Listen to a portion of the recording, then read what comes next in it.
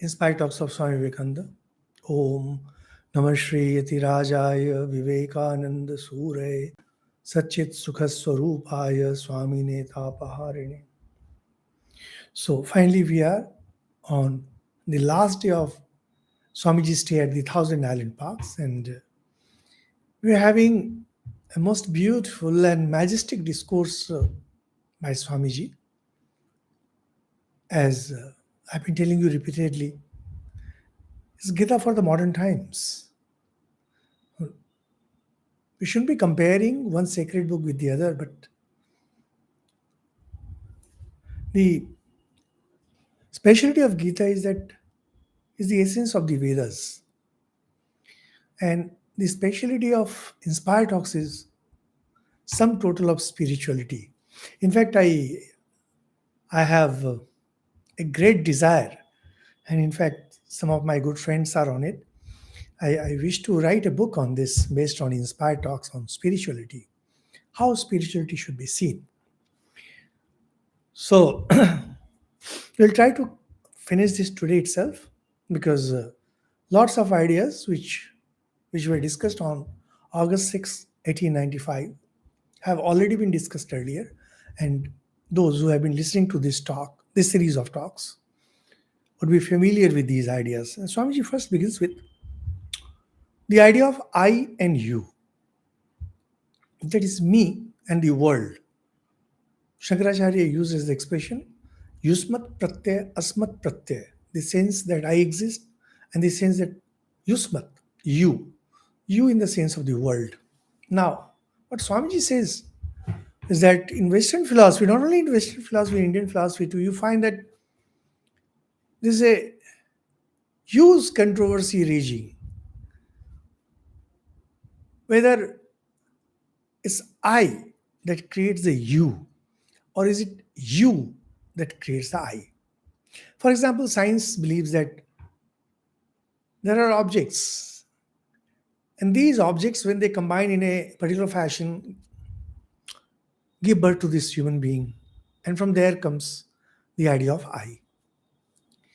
And those who go in a different way, those who see things differently, they feel that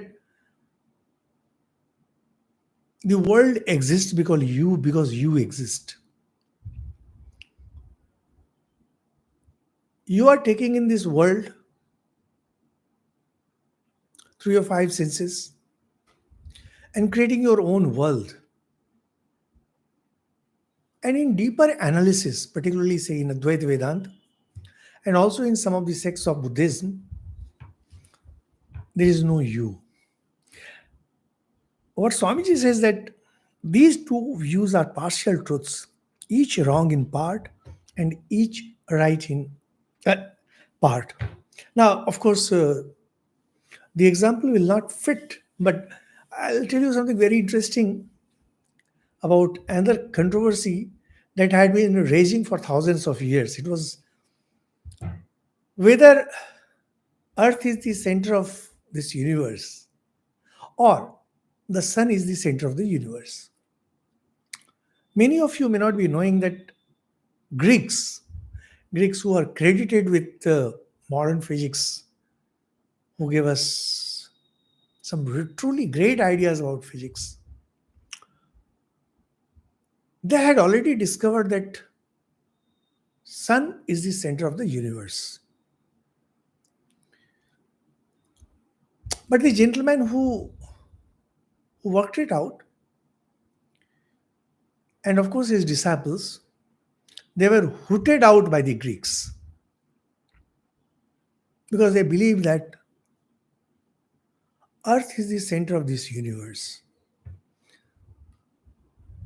Interestingly, those who believed Earth to be the center of the universe, known as geocentric universe, they had beautiful arguments in their favor. Very interesting. In fact, the arguments that they had was pretty difficult to be countered in those days because science was still pretty rudimentary. However, when Galileo came and there was this telescope, and he started studying with the help of telescope, and he realized that the arguments given by the Greeks were all wrong. And then came sun at the center of the universe. So now what happens? Very often it happens that there are two opposing views, and they both have arguments in their favor. Partly they are right, partly they are right. And a time comes when there is some new development. Those of you who are interested in physics, particularly physics of these modern times, you'll find this story fascinating. How many times, sometimes, some scientists were in favor of a particular theory, and there were scientists who were in favor of exactly the opposite theory, and they both had their arguments. But Swamiji is saying that they're partly right. And what Swamiji says, this comes from Gita. He says, thought is as much material and as much in nature as body is. And both matter and mind exist in a third, a unity, which divides itself into the two. This unity is Atman. This is a very important sentence coming from Swamiji, because those of you who are a bit interested in understanding the subtleties of existence, you know that present day science talks a lot about consciousness. And when they talk about consciousness, they actually talk about the thought process. Even emotions are only thought process. Because these scientists think that matter and thought, these are two different things.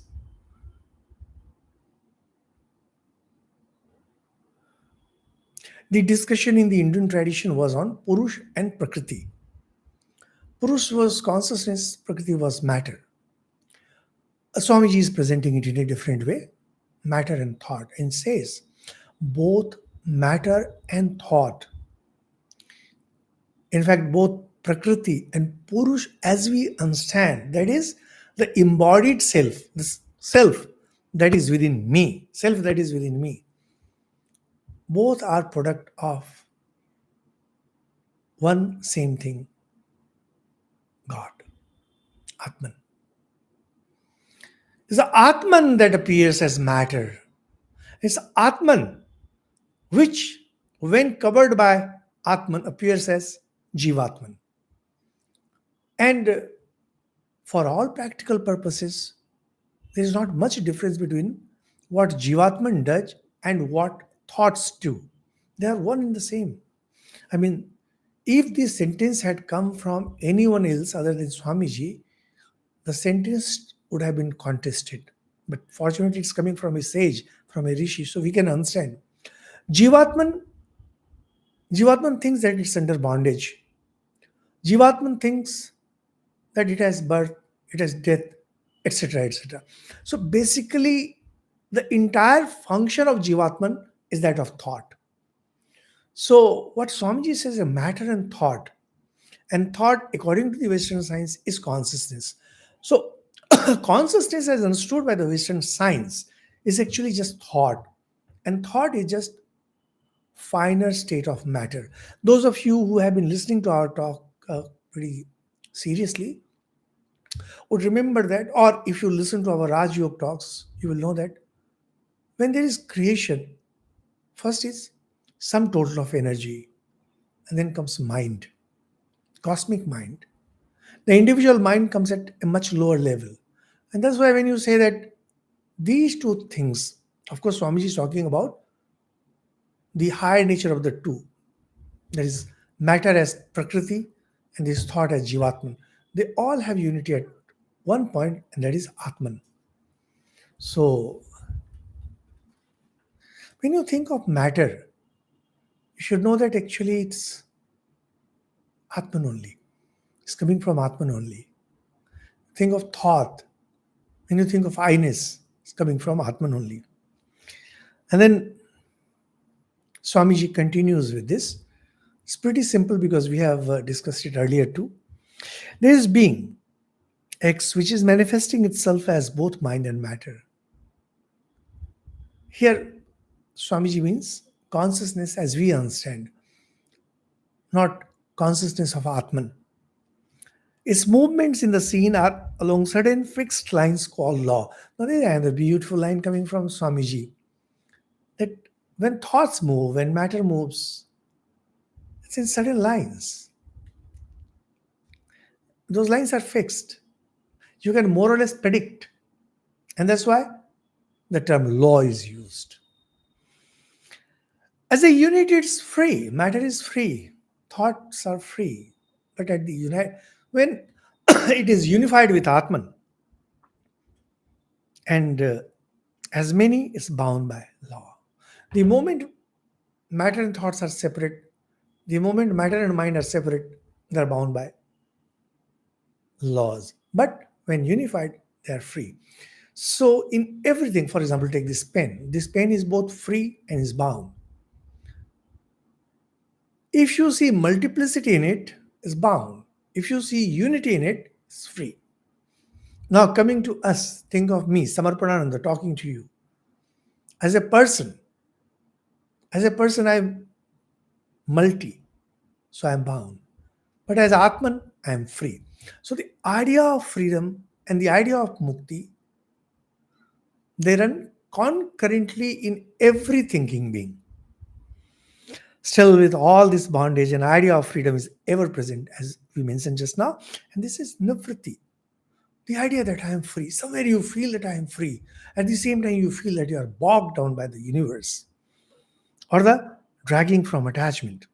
The materializing forces which, through desires, lead us to take an active part in the world affairs are called pravritti. Pravritti is when you identify yourself with the body and you want to enjoy the world. And to enjoy the world, first you must have desires. When you have desires, the desires that connect I with the you, it becomes pravritti. And when I wants to stay as I, it becomes nivritti. It's so simple. Mukti is so simple. You only have desires, and because of your desires, the same Atman, that is manifesting here as me and as you. So naturally, there is nothing other than Atman. The moment there is multiplicity of me and you,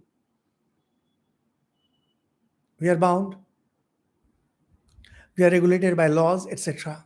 And when I desire for you, this desire is separating me from my eternal nature.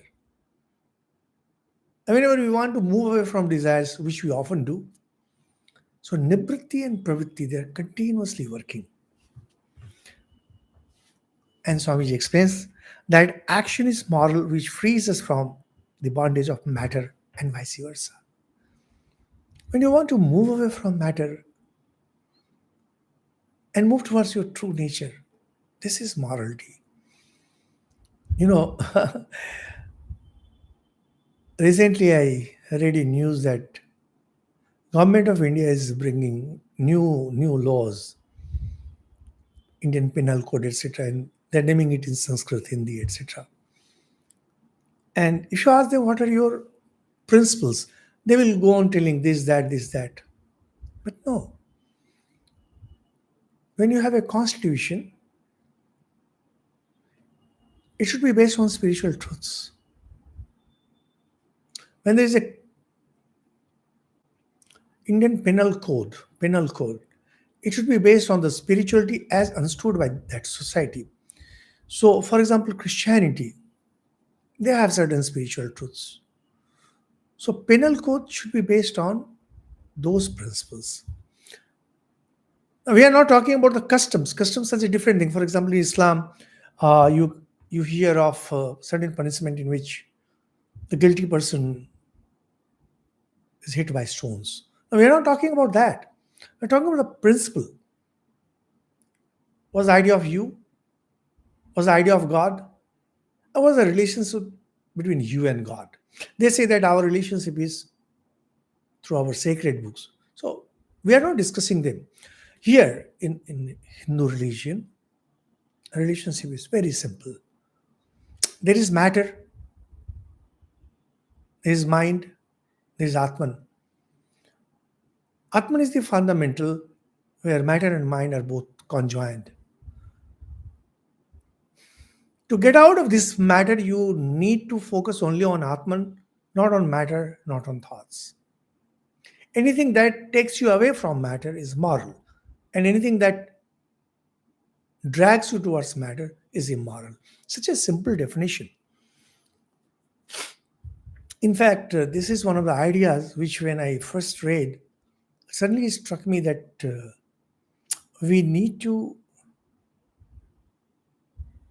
write some new books defining what is Hindu religion, what should be the practices. For example, Manusmriti. Manusmriti is very old work. It's based on these same principles. Just that it become extremely voluminous and absolutely outdated. And I wrote the Hindu way. The principles remains the same. This world appears infinite because everything is in a circle. It returns to whence it came.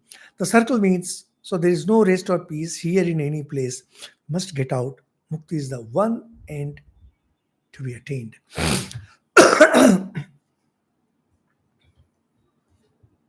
The world appears infinite. Some 3,000, 5,000 years ago, people thought Earth to be infinite. We think our universe to be infinite because everything is moving in a circle, circle, circle. Naturally, it will keep on moving and moving and moving. So Mukti is the only way out. If you don't want to keep on moving in a circle, Mukti is the only way out. Swami says, evil changes in form but remains the same in quality. Evil tendencies, they do not go away. They just change form. In ancient times, force ruled. Today, it's cunning. So the desire to rule over others, which is a evil, will never go away. Your constitution may talk about equality. Your constitution may talk about justice. But do you really think that poor people are treated as equal by the rich? Do you really think that justice is same for all? Well, on paper, as they say, elephants have two sets of teeth. One set to show to the world, another set for oneself to chew. All these things, as Swamiji had at other places said, brother, I have seen all this, your democracy, everything. It's all about big fish eating the small fish. This desire to rule. There was this great, great psychologist named Adler. He had come up with this theory that this is one of the fundamental things. So if you take these three theories, like theory from Marx about wealth, theory from Freud, sex, theory from Adler, the desire to rule, whole world is defined. And then there comes Carl Jung, talks about man in search of soul. That's the fourth one.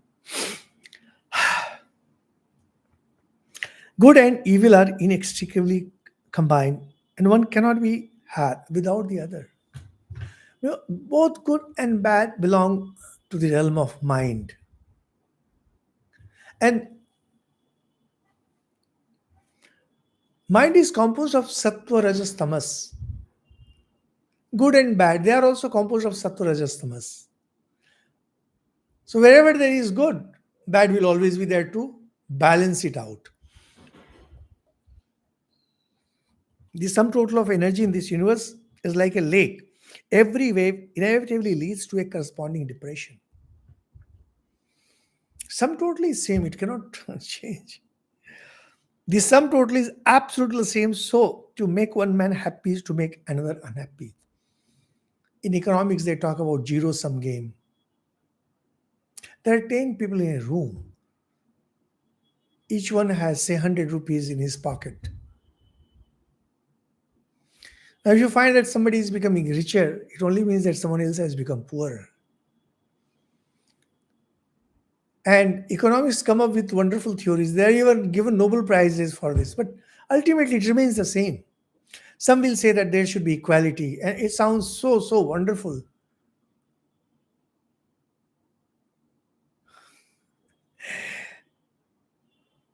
But ultimately, three things: people want power, people want wealth, people want sex. Combine these three, and this is the story of human beings. There is no fourth. By this means or by that means, people will be having these. External happiness is material, and the supply is fixed. Obviously, supply is fixed. So that not one grain can be had by one person without taking from another. It's just not possible. But you will say that nowadays, because of scientific development, for example, in India, there has been green revolution, and now much more crop is being produced. No doubt. But you know that farmers' agitation, this, that is going on.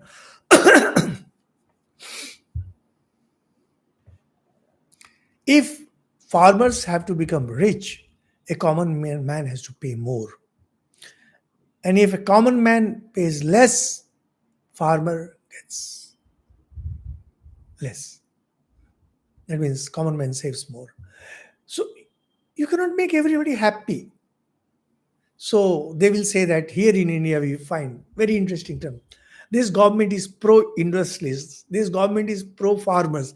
This government is pro. So it's always pro this, which means it's against that. Can you find a perfect balance? Impossible. Impossible. There can never be a perfect balance. Even if the government decides to give food, housing, etc., for free, there will be problems. Only bliss beyond the material world can be had without loss to any. Only if something is infinite, we all can enjoy it. And that is mukti. That is mukti. That's our nature. We don't have to acquire it. Material happiness is but a transformation of material sorrow. When we were kids, we loved green mangoes. We loved. Once I realized, I was just thinking as I suddenly, oh my God, these green mangoes, which are sour by nature, by some chemical process, they ripe and they become sweet. Depending on how much of pulp there is. Now, as kids, we loved sour things. And where there was much of pulp, it means we enjoyed it more. And that same thing, when ripens, becomes sweet. Such an interesting thing, isn't it? Swamiji says, what is happiness? Transformation of material sorrow. These things are not to be heard by common man. People will not even understand. Forget about appreciating. Going back to the example of lake, where the sum total of everything is same, constant. Those who are born in the wave and kept in it do not see the depression and what is there. So if you are living on the wave, you will never see the depression. You are moving. Never think you can make the world better and happier. No, nobody can. It's God's world. God will look after it. And then Swamiji uses a famous example of a bullock. In ancient times in India, of course, it must be there in the other countries too. There used to be this oil mills. I've seen that in my younger days because our generation has seen lots of things. They used to have mustard seeds, and there used to be an oil press, and a bullock would be tied to it, and a little bit of hay would be kept there, just in front of the bullock. It would go on chewing and keep on moving whole day, and that oil press, naturally that would keep on moving, and oil would come out. So he talks about it. The bullock in the oil mill never reaches the wisp of hay tied in front of him. He only grinds out the oil. Sometimes it's kept at a distance. And there are jokes about it. They say that sometimes you dangle a carrot in front of a donkey, and the donkey keeps on moving, hoping to catch it. But the carrot keeps on moving forward. Chimera. Our happiness is just like that. We think we can catch it, never get it. So we chase the will of the wisp of happiness that always eludes us. We only grind nature's mill. Such a powerful statement to make.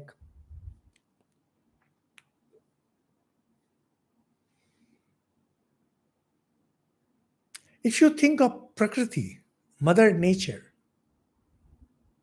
as a cruel empress, we all are her slaves. What she does is she dangles little happiness in front of us and makes her oil mill keep moving. When I was very young, I had just joined as a monk. I was barely 2021 in those days. So my revered Acharya teacher, he told me, he just jokingly had told me that just look at the world, a person in the world. Now, affluence had not yet come to India. Now, at present times in India, we have some affluence, but in those days it was pretty bad. So a person works, he gets a job, gets a wife, has kids, and thinks that he will enjoy the world. And supposing he gets 10,000 rupees salary, I'm just talking roughly. How much money does he really spend on himself? Whatever he earns, ultimately, entire earning goes towards the upkeep of his wife, his children, and other things. And he thinks that in their happiness lies his happiness. Says that Swamiji was telling me that these householders, they go for bhog, but they end up performing yoga. Yoga means giving up. Bhog means acquiring, enjoying. You are working so hard. You earn some money. Do you really enjoy that money? No, you don't. Get spent on others. Others, who are they? Whom you think to be your own personality. What Swamiji says that Prakriti, Mother Nature, see her as a cruel empress, cruel queen, who makes you work just by dangling the images of your wife and children in front of you. And you keep on moving and grinding her oil mill. Then die merely to begin again. You think that once you die, you will be saved. No, you don't. Do it again. If we could get rid of evil, we should never catch a glimpse of anything higher. We would be satisfied and never struggle to get free. If we can somehow get rid of evil,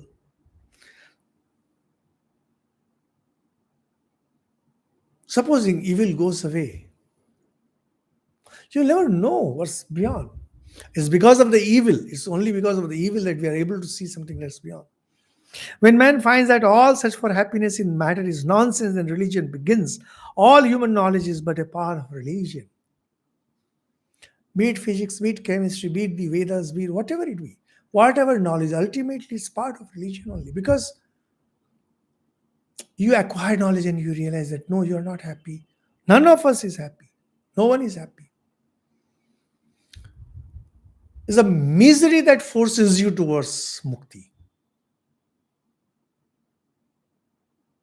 Persons who are really happy, persons who are rich, who think that they own this world, do you really think that they can ever be spiritual? No, just not possible.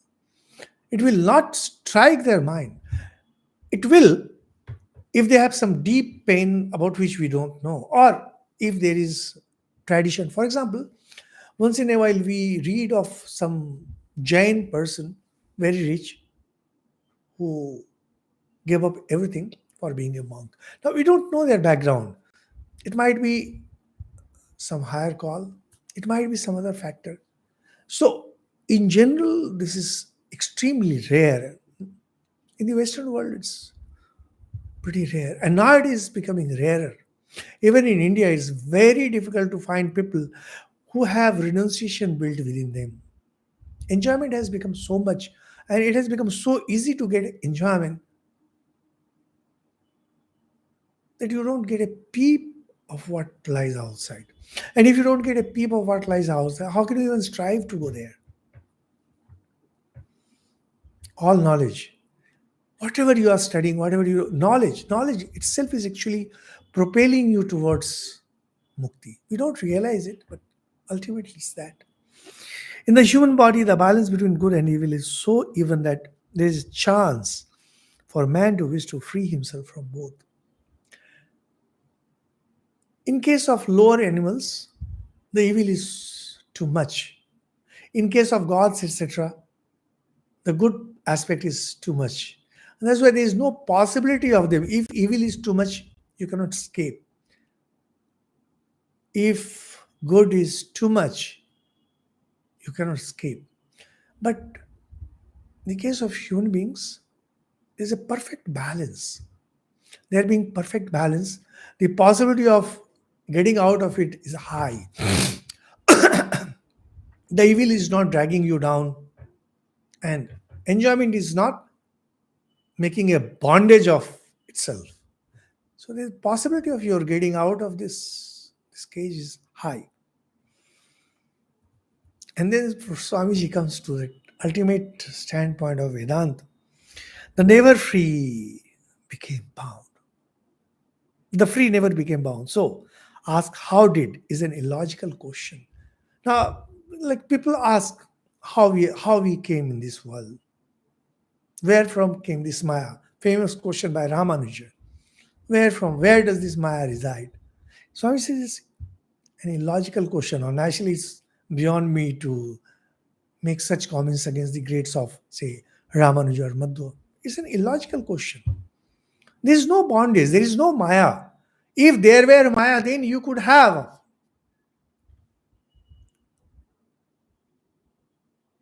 The free ever remains free. The free can never be made bound. Just not possible. Logically, it's not possible. Where no bondage is, there is no cause and effect. Whatever cause and effect, it's in bondage. If you are interested to know more about it, you can listen to our talks on Mandukya Karika. When Swamiji talks about dream state, I became a fox in a dream and a dog chased me. In a dream, of course. Now, how can I ask why the dog chased me? Or vice versa. It might be, you might see as if it's the fox chasing the dog. Like those of you might have read Alice in Wonderland, a wonderful book. Is one of the finest books ever created. Alice in Wonderland. There's no reason, no rhyme in dream, and yet you feel as if everything is logical. You find everything to be logical. The fox was a part of the dream, and the dog followed as a matter of course. But both belong to the dream and have no existence outside. Obviously, We all have our dream experiences.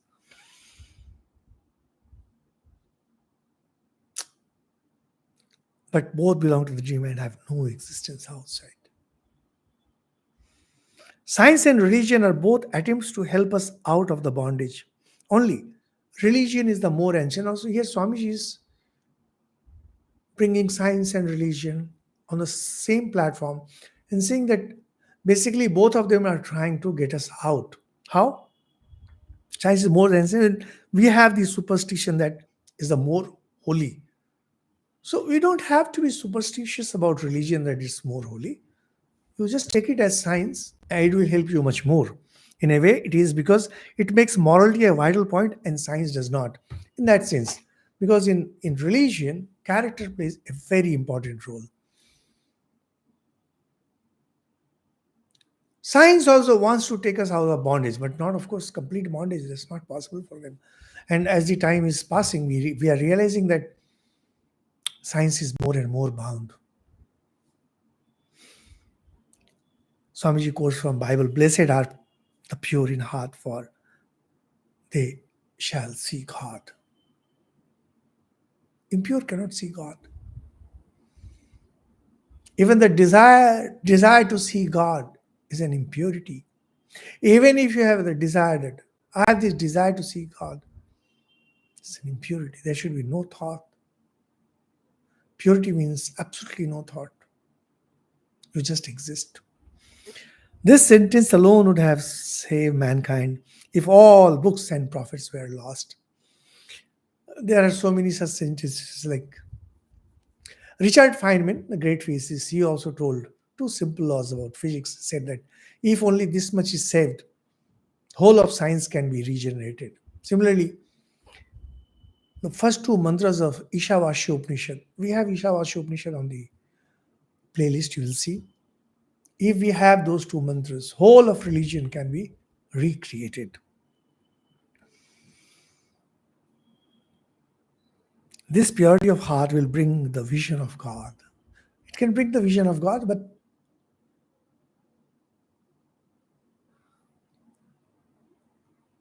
way of religion in this world that doesn't get explained by this. It's the theme of the whole music of the universe. In purity is no bondage. Of course, purity means no bondage. If I love you, and if love is pure, there can be no bondage. If there is bondage, there is no purity. If there is purity, there is no bondage. And the universe is dancing on the rhythm of this particular truth, purity. Then we remove the veil of ignorance by purity. Then we manifest ourselves as we really are and know that we are never in bondage. Simple. There is ignorance, avidya. It's because of avidya that we are thinking that this world is enjoyable. This world is made up of good and bad. And avidya, it makes us see ourselves as bound, as limited. And because we are limited, because we have wants, and there are objects that can be enjoyed, there are objects that we want. So the game of the world is on.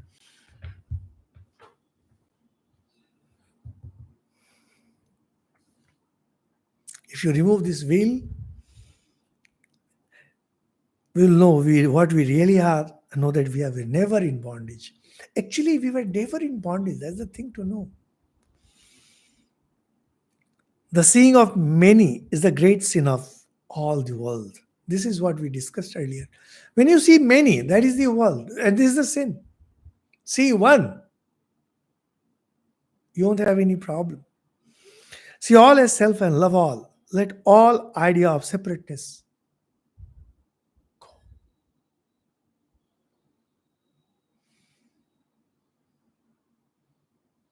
Those of you might have read my book, Carving a Sky.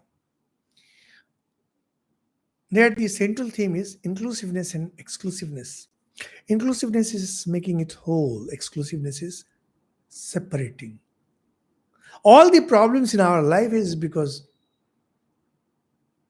at times we act in an exclusive manner. Try to be inclusive and you won't have any problem. Try to be inclusive, you will have freedom. Try to be inclusive, you will have strength. But do we really want those things? No, we don't. Actually, we don't want. Because if we wanted freedom, if we wanted strength, if we wanted peace, if we wanted joy, we would have practiced inclusiveness.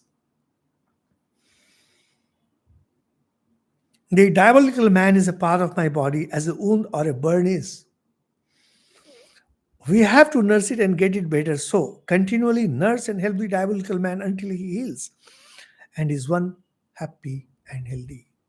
If you think of the whole humanity as such, and you find people who are not noble, who are not good, just think of your body as having some burns, some wounds. The way you nurse yourself, nurse those people. Because when you see this whole universe as one single body, these are like burns and wounds. You serve them because of these reasons. When we think on the relative plane, we have the right to believe that as bodies we can be hurt by relative things, and equally that we can be helped by them. This idea of help, abstracted, is what we call God. So Swamiji explains God again beautifully that as bodies we can be hurt by relative things, and also that bodies can help us. There are bodies that can harm us, there are bodies that can help us. This idea of help, I can get help, when abstracted, becomes God. Such a simple thing, particularly in dualistic religion, particularly, say, in Christianity. For example, we all know that when we were kids, our mother nursed us. So the idea that I can be nursed by my mom, which will heal me, which will take care of me, etc. Just make it abstract. The idea of help, the idea of mother, it becomes universal mother. It's such a simple thing. The sum total of all ideas of help is God. Of course, what is God? How many definitions of God Swamiji has given in this? Oh my God. Sum total of knowledge. When you make knowledge abstract, it becomes God. Love, make it abstract, becomes God. Help, make it abstract, becomes God. Make anything abstract, it becomes God. God is the abstract compound of all that's merciful and good and helpful. That should be the sole idea. Well, that's how you have to look at God. All mercy, all compassion, all justice. As Atman, we have no body, so to say I am God and poison does not hurt me is an absurdity. Now, this is something, on social media, I often come across this allegation against Advaita made by, in Indian tradition, by the Vaishnavas mostly. And I have some choicest adjectives for their understanding, which I don't want to use about their understanding. And they will keep on making allegations. Hey, how can you think that you are God? Nobody is saying you are God. No one has ever said you are God. Atman, Brahman, and God, they are one and the same. You are not Atman. You are theoretically saying Atman. You want to remind yourself actually you are Atman. But the moment you think of yourself as body, the moment you think of I, the moment I comes, instantly Brahman becomes God. And God becomes your superior. Finished. The very idea of I brings in the idea of God. And God will be your master and you will be his servant. There's absolutely no way out. People don't understand Advaita. That's the problem. In fact, I have chance to meet some of these speakers on Advaita. And the moment you start pushing them beyond a point, you find that they crack. They don't understand the fundamentals of Advaita.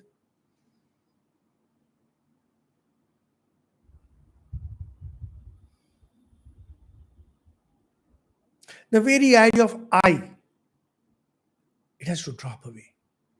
I am God, you cannot say that. I am Sri Ramakrishna, no, you cannot say that. The moment you bring in I,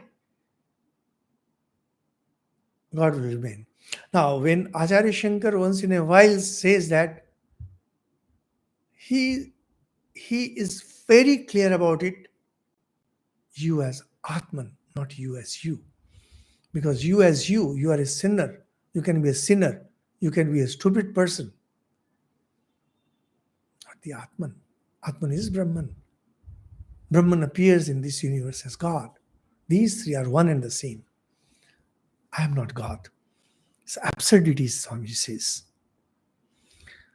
While there is a body and we see it, we have not realized God. The moment, see, this is a beautiful thing.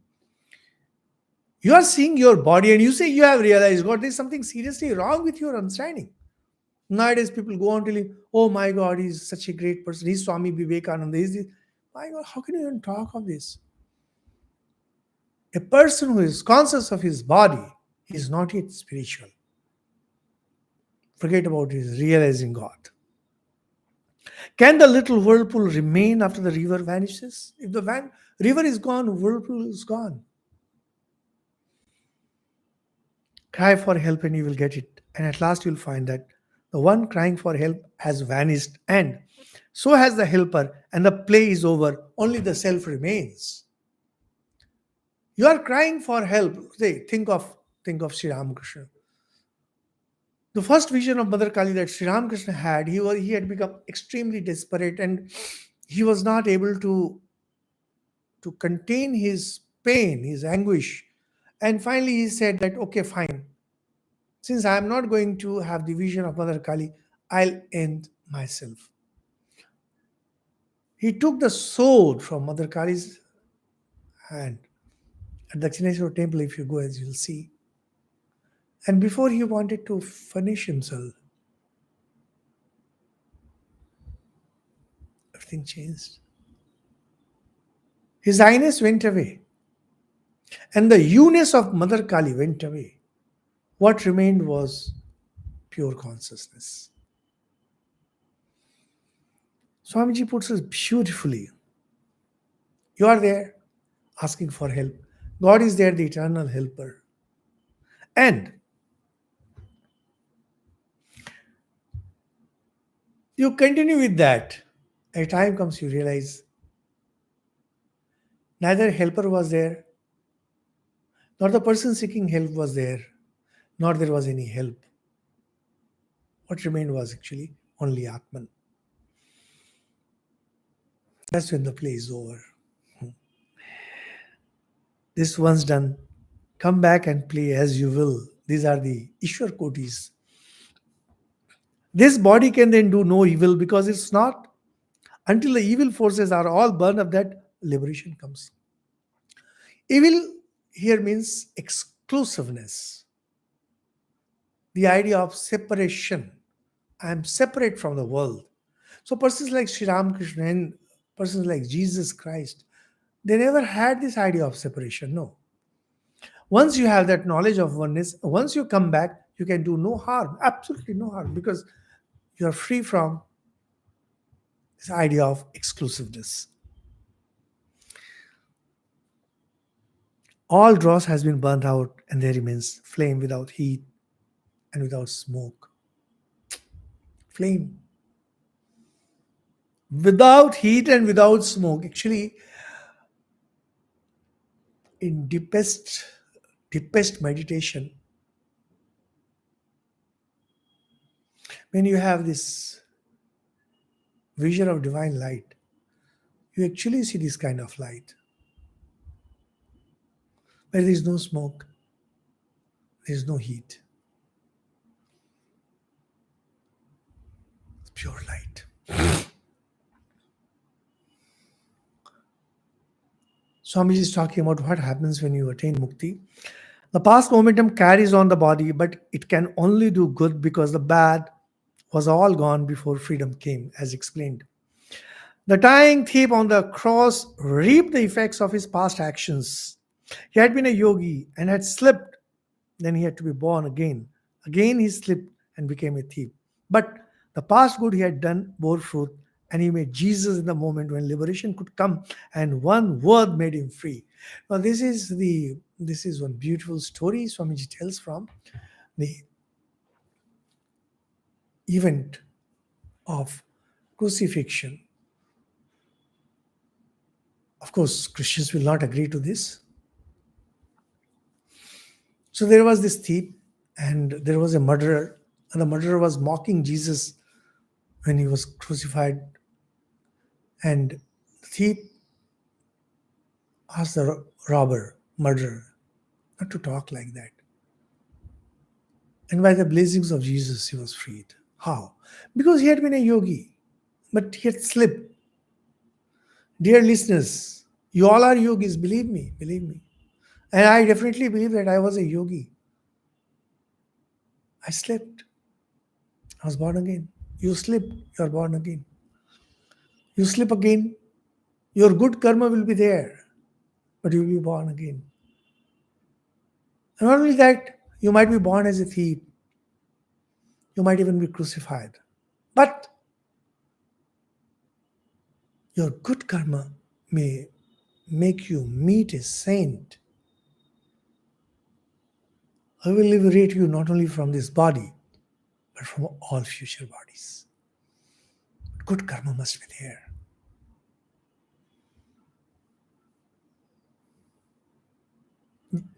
Swamiji ends with Buddha's story about someone Buddha set his greatest enemy free because he, by hating him, Devadatta, his own cousin, so much kept constantly thinking of him that that thought purified his mind and he became ready for freedom. When you are thinking of God, even if in anger, this is known as Vairabhava Sadhan. Thinking of God as an enemy is not a good thing. Not at all a good thing. Therefore, think of God all the time and that will purify you. Think of God all the time. If you cannot think of God all the time, think of some saint, some monk whom you have met all the time. That will free you. If you can't even do that, think of someone you love, even if it is in bad sense. And then try to take it to the level of abstraction. Focus only on love. It will liberate you. So well, that's the end of the Inspired Talks. In 103 talks, we covered what Swamiji told his disciples in those 6 weeks, and 42 days. And we had to cover, on an average, we had to use 2 talks to cover one of those talks. More than that, in fact. So that was 6 weeks, 42 days, and it was August 6, 1895. And once the talk was over, Swamiji and his team, which by now had reduced to 8 or 9 members, they took their launch on that Hudson River and went back towards New York. So that's how ends our wonderful journey with Swamiji and his chosen disciples to whom he delivered this wonderful message of Inspired Talks. I hope you all enjoyed. Thank you so much. Here ends this series. Om Shanti Shanti Shanti. Hari Om Tat Sat. Shri Ramakrishna Arpan.